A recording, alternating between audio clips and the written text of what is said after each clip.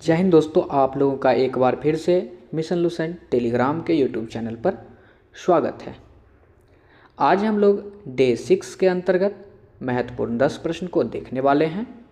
सभी प्रश्न परीक्षा के दृष्टिकोण से काफ़ी महत्वपूर्ण है।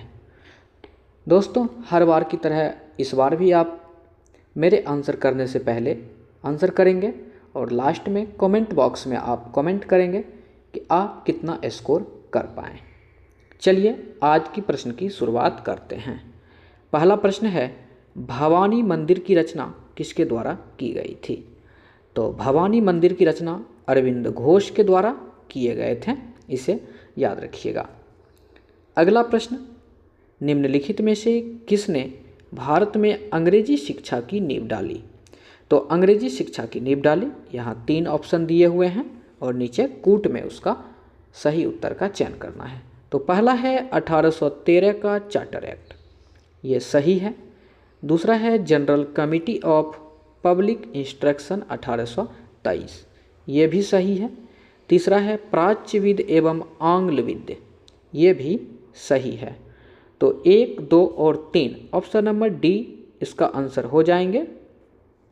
अगला प्रश्न देखते हैं, फिनिक्स फॉर्म की स्थापना किस व्यक्ति के द्वारा किए गए थे?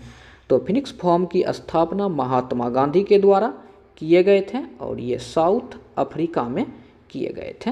और कब किए गए थे? तो 1904 में, इसे भी आप लोग याद रखेंगे। अगला प्रश्न, हिंदू महासभा की स्थापना कब हुई थी? तो हिंदू महासभा की स्थापना 1915 में किए गए थे, इसे भी याद रखेंगे। प्रश्न 5 है, निम्नलिखित में से किसका संबंध हमारे राष्ट्रध्वज के डिजाइन से है? तो राष्ट्रध्वज के डिजाइन से पिंगली वेंकैया का है, इसे आप लोग याद रखिएगा। प्रश्न संख्या 6, निम्नलिखित में से वैदिक साहित्य का सही क्रम कौन सा है? दोस्तों, यहाँ पर वैदिक साहित्य होना चाहिए, तो वैदिक साहित्य का सही क्रम पूछा है। तो वैदिक साहित्य में सबसे पहले वेद से ही स्टार्ट करेंगे, ठीक है।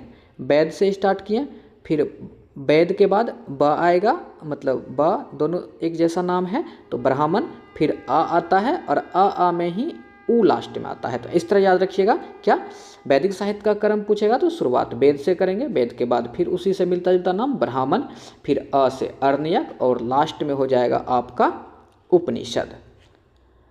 प्रश्न संख्या 7, निम्नलिखित में से कौन सी लिपि अशोक के अभिलेख में प्रयुक्त हुई? तो अशोक के अभिलेख में मुख्य रूप से 4 लिपि प्रयोग किए गए थे, अकॉर्डिंग टू ऑप्शन ब्राह्मणी, खरोष्टी और अरमाइक लिपि।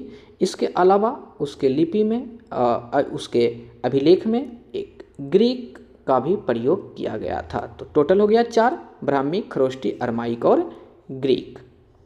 अगला प्रश्न देखते हैं। प्रश्न संख्या 8 है, सूची 1 और सूची 2 दिए गए हैं और सही कूट का प्रयोग करके उत्तर का चयन करना है। इस साइड कुछ लेखक है और उसकी रचना है। तो जैसे मेगास्थनीज है, तो मेगास्थनीज की रचना, ये थोड़ा सा एडजस्टमेंट नहीं हो पाया, तो मेगास्थनीज की रचना क्या है? इंडिका। एक ही ऑप्शन से हम पकड़ लिए, ऑप्शन नंबर सी में आंसर है। चलिए देख लेते हैं पूरा। मेगास्थनीज, फिर इंडिका। टॉलमी, टॉलमी का क्या हो जाएगा? जियोग्राफी। फिर पिलनी आएगा, पिलनी का क्या हो जाएगा? तो ये नेचुरल हिस्ट्री। और ह्वेनसांग है लास्ट में, इसका क्या हो जाएंगे? ह्वेनसांग की रचना शिवयुग की। तो ऑप्शन नंबर सी इसका आंसर हो जाएंगे, इसे याद रखिएगा। प्रश्न संख्या 9, किस काल में सर्वप्रथम कृषि उत्पादन शुरू हुआ?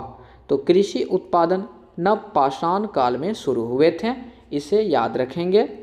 प्रश्न संख्या 10, शेरशाह और अकबर के बीच भू राजस्व प्रशासन के संबंध में कौन सा व्यक्ति संबंधित था? तो शेरशाह और अकबर के बीच भू राजस्व प्रशासन के संबंध में कौन सा व्यक्ति संबंधित था? तो आप लोग को याद है, आंसर होना चाहिए इसका टोडरमल। लास्ट प्रश्न, ये प्रश्न आपके लिए होगा।